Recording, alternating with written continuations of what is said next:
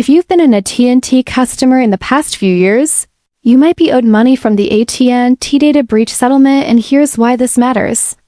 AT&T faced major data breaches, one originally happening in 2019 but only revealed in March 2024, where over 51 million customers had their names, social security numbers, and dates of birth exposed, and another in July 2024 when hackers accessed AT&T's Snowflake cloud, leaking call and text records for nearly every customer. While AT&T denies any wrongdoing, they've agreed to pay $177 million in a court-approved settlement.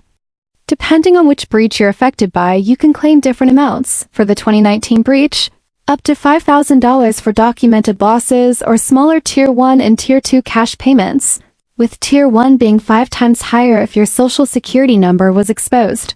For the 2024 breach, up to $2,500 for documented losses or a flat Tier 3 cash payment.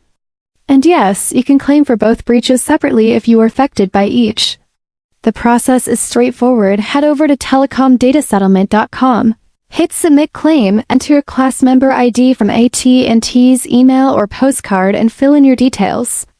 If you don't have the ID, you can use the Contact US form on the site. This isn't a scam, it's a real court-approved settlement, but the deadline matters.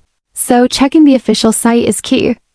In the end, whether you walk away with a small payout or compensation for documented losses depends on your situation.